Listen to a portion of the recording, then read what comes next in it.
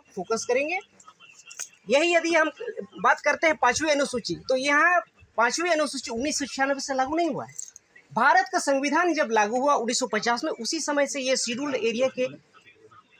Area या schedule 5 का जो भी नियम है वो लागू हुआ है ना। तो यदि ये कानून कहता है कि कानून भी एक कानून के रूप में कस्टम एंड यूसेज या रूढ़ी और प्रथा भी एक कानून है। अनुसूचित क्षेत्र विशेष तौर पर उस क्षेत्र को नोटिफाई किए गए, क्यों?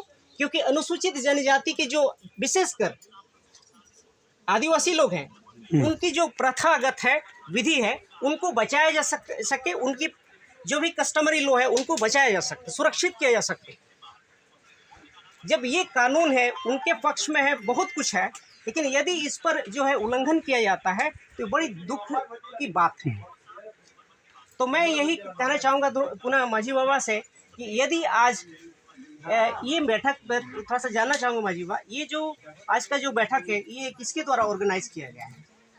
ये ऑर्गेनाइज किया गया है ग्राम सभा की ओर से। ग्राम सभा है। अच्छा। सारजमदा निधि टोला और सारजमदा पुराना बस्ती संयुक्त दोनों की संयुक्त ग्राम सभा। अच्छा ठीक है।